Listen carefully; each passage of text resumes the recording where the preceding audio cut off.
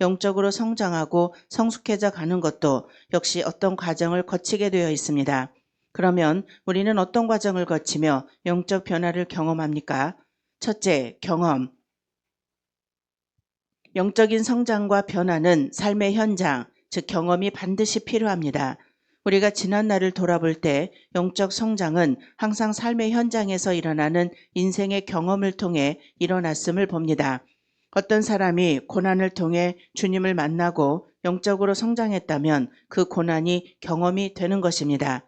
경험이 없이는 영적인 변화도 있을 수 없다는 것을 기억한다면 우리에게 일어나는 모든 경험은 버릴 것이 없음을 알 수 있습니다. 아멘. 우리가 영성의 성장 다 하고 싶죠. 그쵸? 저도 그래요. 근데 이게 영성 성장을 위해서는 단순하고 집중하고 반복해서 꾸준하게, 그래서 사실 가운데에서도 이게 하나님의 말씀이 내 안에서 역사하실 때 이루어지고, 또한 경험을 통하여서 과정 없이 변화되는 것은 없더라고요. 그래서 가나안의 영성은 평강이잖아요. 항상 우리 안에 평강을 유지하게 되면은 영성은 저절로 성장이 된다는 거죠. 그래서 이번에 제가 정말로 그렇게 또 이런 경험을 할 수 있을까, 이런 경험을 하게 된 거예요. 주일날 저 혼자 예배를 드렸어요. 처음이에요, 지금까지. 주일날 혼자 예배 드린 건 처음인데요. 제가 우리 간사님에게 혹시 눈이 펑펑 와가지고 증거를 남기려고 사진을 찍어서 보냈잖아요. 눈이 오면은 강의 신청해놓고 못 간다고, 증거를 내놓으라고.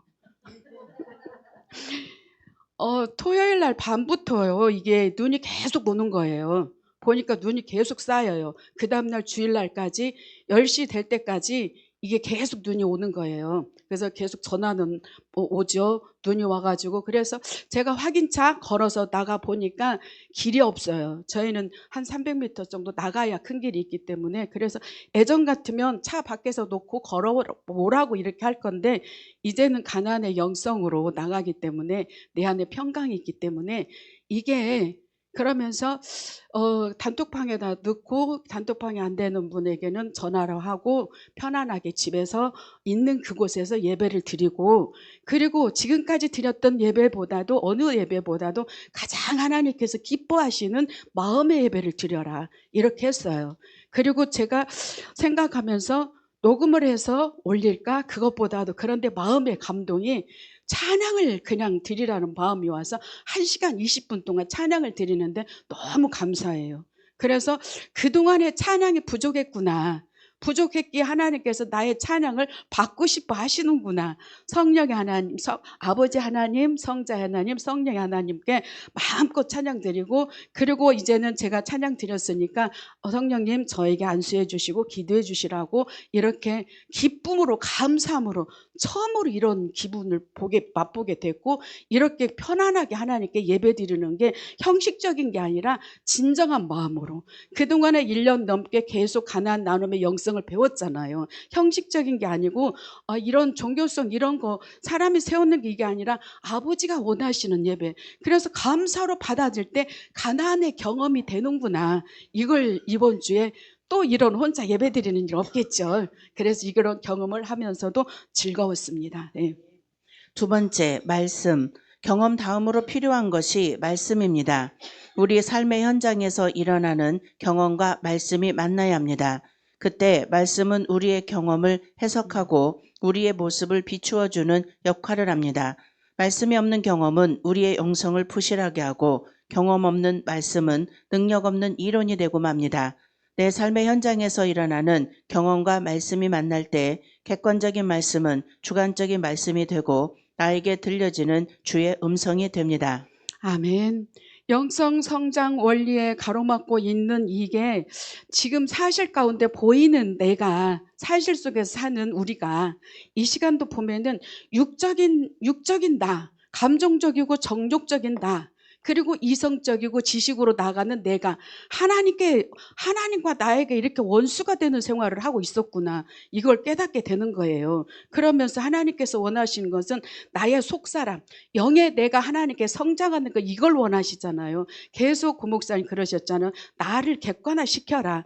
내 보이는 것이 욕 먹으면 그냥 명자가 욕 먹는갑다 하고, 칭찬 받으면 칭찬 받는갑다. 내 속에 나의 영이, 하나님께서 원하시는 나의 영이 하나님의 말씀 따라서 사는 거, 내 보이는 이게 육체적인 이게는 아무것도 아니라는 거잖아요. 그래서 내 영이 하나님께 영광 올려드리고 내 영이 하나님과 교통하게 되면은 문제가 없다는 거죠. 그래서 하나님의 말씀을 직접 경험하고 맛보고 가나안의 누림을 저와 여러분이 함께 갑시다.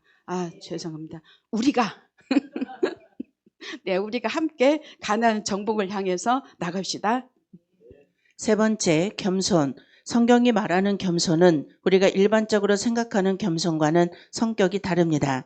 성경적 겸손이란 경험과 말씀으로 나에게 들려지는 주의 음성을 받아들이는 것을 의미합니다. 우리의 경험을 말씀이 해석할 때 그 말씀의 해석을 인정하고 수용하는 것이 영적 변화에 반드시 필요합니다. 바울은 로마서에서 육신의 생각을 다음과 같이 말합니다. 로마서 8장 7절, 육신의 생각은 하나님과 원수가 되나니 이는 하나님의 법에 굴복치 아니할 뿐 아니라 할 수도 없음이라. 아멘. 맞습니다. 겸손이라고 하시잖아요. 근데 겸손은 온유라고 하셨잖아요. 그런데 말씀이 말씀대로 이끌어가는 대로 받아들이는 것이 겸손이라고 합니다. 그래서 우리는 영성의 성장 원리는 하나님을 인정해드리는 거죠. 인정해드리고 변명하지 않고 말씀이 말씀되게 받아들이는 것이 겸손임을, 또한 이 말씀을 보면서 무조건 하나님을 인정해드리자. 그리고 하나님의 말씀에 인정해드리고 내가 순종하며 따라 나가는 것이 겸손이구나. 다시 한번 겸손을 배우면서 또한 온유한 마음까지 주님으로 인하여서 흘러올 수 있게끔 순종하며 가려고 또한 마음으로 생각하고 또한 다짐하면서 우리 같이 가나안 영성 성장을 향하여서 나갑시다. 영적으로 교만한 사람은 주의 음성을 반대하는 이론, 즉 변명을 가지고 있습니다. 경험 속에 들려지는 주의 음성을 받아들이는 겸손이 없으면 영적 변화는 일어나지 않습니다. 왜 그렇습니까? 아멘. 오늘 새벽에 그 말씀 속에서 하나님의 구원 운동의 중요한 역할만 하면 된다고 하시잖아요. 그래서 이번에 혼자 예배를 드리면서 하나님의 이게 구원의 중요한 그 운동의 중요한 역할만 하자. 그래서 각자 나의 가정에서 교회에서 모세 역할을 할 때에 있는 그곳에서 나만 잘하면 된다는 거. 그리고 영성의 성장이 그렇다 보면은 하나씩 조금씩 영성 성장이 될 줄로 믿습니다. 그런데 쉽게 되면 얼마나 좋겠어요. 쉽게 되면 이렇게 안 하겠잖아요. 그런데 매일매일 단순 집중 반복하면서 꾸준하게 간절함으로 나갈 때 하나님께서 우리에게 영적인 또한 성장은 반드시 이루어질 걸로 또한 믿습니다. 네 번째, 성령. 우리가 경험 속에 들려지는 주의 음성을 받아들이는 성령이 우리의 인생에 개입을 합니다. 성령은 진리의 영이십니다. 그러므로 주의 음성을 받아들이면 성령이 역사를 하지만 우리가 주의 음성을 거절하면 성령이 우리의 인생에 개입을 할 수 없게 됩니다. 우리가 회개할 때 하나님의 역사를 경험하는 것도 마찬가지 원리입니다. 회개란 우리의 경험을 해석해주는 말씀을 인정하는 것을 말합니다. 회개는 우리가 하나님 앞에 겸손해졌을 때 할 수 있는 일이며 우리의 모든 이론을 하나님 말씀 앞에 굴복시켰을 때 일어나는 일입니다. 아멘. 그 성령의 하나님을 제가 예전에 그런 똑같은 일을 반복적으로 2번 겪은 적이 있어요. 운전 중에 운전을 하다가 했으면 이게 억울하진 않은데 저의 교만함이, 하나님의 성령의 음성이 그런 사인을 주셨는데도 불구하고 성령의 음성을 무시하고 내 생각이 앞서다 보니까 주차장에 있는 차를 나가면서 휙 긁었어요. 그리고 그때 한 번은 보험 처리를 했고, 2번째는 좀 몇 년 후에 그거는 그러니까 마음으로 와요, 이게 성령께서. 그래서 이게 조금 느낌이 긁을 것 같다는 생각하는데 그거 성령께서 주시는 감동이잖아요. 그런데 내 지식으로 내가 그냥 30년 넘게 운전했는데 뭘 여기서 운전하다 가는데 웬걸 휙 긁어요. 그런데 아파트에서 내려오는데 하필이면 저 아저씨가 왜 내려오면서 넓은 공간 놔두고 왜 좁은 곳에 저기 하는가 하고는 그렇게 나오는데 그 옆에 있는 그 아저씨가 주차해 놓고 그 차가 좀 새 차면 좀 그런데 큰 차였어요. 그래가지고 그 차를 그 아저씨 보는데 쭉 긁었어요. 긁어가지고 그분은 그분대로 미안하고 나는 나대로 뭐 담대하더라고요 이게. 그래서 뭐 그냥 그 전화번호 주고 제 거 사진 찍고 자기 거 찍고 그래서 보험 처리하시라. 그래서 저한테 연락 주세요. 제가 해결하겠다고 이랬거든요. 제 거는 지금도 흔적 남았는데 안 고쳤어요. 이게 하나님께서 말씀을 해석해 주실 때 겸손하게 받아들이면 성령님께서 계속 일하시는데 주님 그냥 아니에요. 내가 더 잘하니까 씩 하다가 그렇게 비싼 수업료를 주고 나야 그때 깨달아요. 저만 그런가요? 그래서 겸손하게 나의 이론이 성령께 굴복시켜져야 되더라고요. 그러면서 성령의 역사가 그때 임하게 되는 거잖아요. 그래서 저도 지금은 아파트 들어가서 갔을 때 조금 불편하면 아들한테 그 빼달라고 그래요. 그래서 또 긁을까 조심해야 되잖아요. 그러면서 그때 성령께서 성령을 무시한 거, 그리고 성령님께 의지하지 않았던 거, 내가 교만했던 것들을 혹독하게 또한 치루게 된 것을 또 이게 하나의 경험이잖아요. 그러다 보면 지금 또 다른 그 똑같은 그걸 또 세 번째 하면 안 되잖아요. 그래서 성령님 죄송합니다. 계속 민감함을 주십시오 하고 성령께 의지하며 갑니다.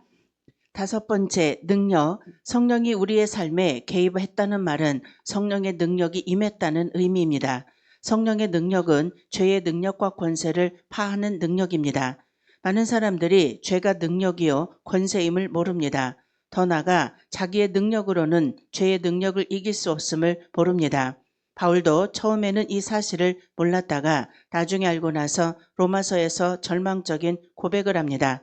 그 절망을 통과하며 죄의 능력을 파할 수 있는 것은 성령의 능력밖에 없음을 알게 되었던 것입니다. 어떤 과정을 거치며 나무가 열매를 맺고 아이가 성장을 하듯이 우리가 주 안에서 영적 변화를 경험하려면 반드시 경험, 말씀, 겸손, 성령, 능력이라는 과정을 거치게 되어 있습니다. 아멘. 반드시 경험도 말씀도 겸손도 성령도 능력도 거치게 되고 경험이 필요하잖아요. 그래서 영적인 기능이 발전이 되면 삶과 인격과 가치관 전체가 바뀌게 된다는 것을 24강 말씀 통해서 알고 또한 깨닫고 먼저 믿고 순종하면 믿어져요. 먼저 우리가 처음부터 순종했나요? 먼저 믿었잖아요. 믿다 보니까 순종하게 돼요. 그리고 순종하다 보면은 믿어져요.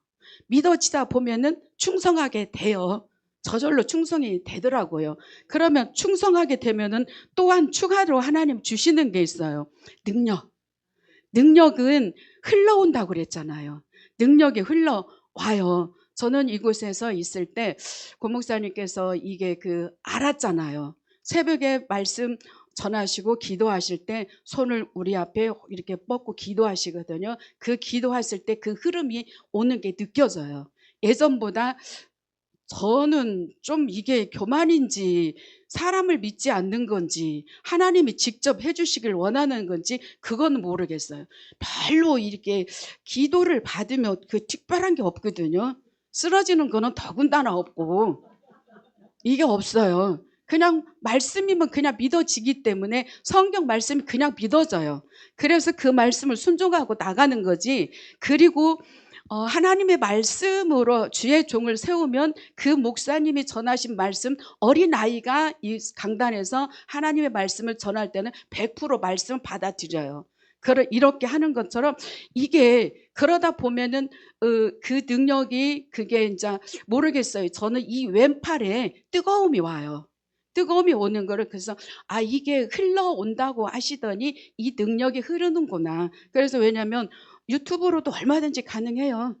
그런 거 저는 체험했거든요. 그래서 저와 여러분에게 아 우리가 목사들이 이게 그게 있더라고요. 계속 설교를 꾸준하게 하다 보니까 그런 게 있더라고요. 근데 슬슬 고쳐지죠. 그 안 좋은 습관들이 있으면 고쳐져야 되잖아요. 근데 고쳐질 것입니다. 네, 그래서 충성하게 되면은 능력은 흘러오게 된다. 능력은 저절로 하나님께서 주시죠. 일 시키시려고. 네.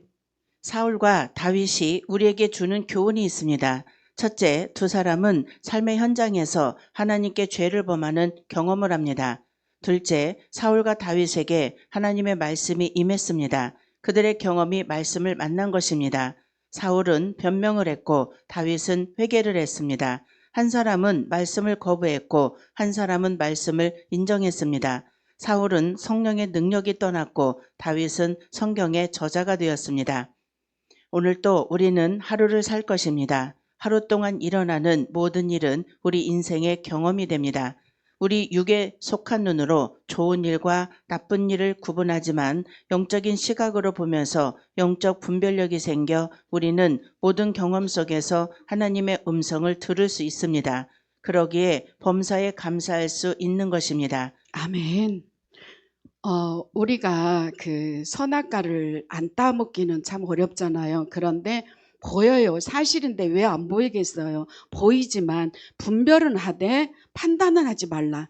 또 이건 좀 쉽잖아요. 그럼에도 쉬워요. 판단도 분별도 하지 말라고 하시면은 보이는데 어떻게 눈과 귀가 들리고 보이는데 어떻게 분별을 안 하겠어요. 그런데 분별은 하지만 내 입에서 선포하지 않고 내놓지 않았을 때는 선악과를 안 따먹는 걸로 된다는 것만 해도 위로가 되고 힘이 되더라고요. 그래서 사울과 다윗의 이 말씀을 보잖아요. 그러면 사울은 하나님의 말씀을 버렸어요. 그런데 똑같은 범죄를 했을지만 회개하고 하나님께 나아가는 것을 우리는 보게 됩니다. 그래서 혹시라도 선악과를 따더라도 바로 버리시고 또 다시 하나님께 회개하고 나갈 때 한 번씩 하나씩 조금씩 가나안의 영성은 매일매일 단순 집중하면서 나가는 거잖아요. 그래서 하나님의 말씀을 만나면 영적인 성장이 된다는 걸 또한 우리가 24강 통화에서 배우게 되고 또 알게 되고 깨닫게 됨을 너무 감사합니다. 네. 우리의 기도 중요합니다. 주의 음성을 들을 수 있는 귀가 있어야 하고 들려진 음성을 받아들일 수 있는 겸손만 있다면 우리의 경험은 아주 귀한 것이 됩니다. 그런 것을 아는 사람은 고난당한 것이 내게 유익이라라는 고백을 합니다. 오늘도 우리의 경험과 말씀이 만나 우리에게 들려줄 주의 음성을 기대해 봅니다. 아멘. 가나안의 영성은 평강입니다. 그래서 영성 성장 원리는 하나님의 그 성품, 하나님의 성품, 하나님의 인격, 하나님의 지혜에 우리가 참여하는 거라고 하셨잖아요. 그래서 오늘 또 나의 눈과 귀와 마음이 생각해서 가나안의 현장을 만들어 가시는 우리가 되시길 바라면서요. 오늘 또 주님의 이름으로 승리하는 하루가 되실 바라면서 이 말씀 드립니다. 네. 아멘. 감사합니다.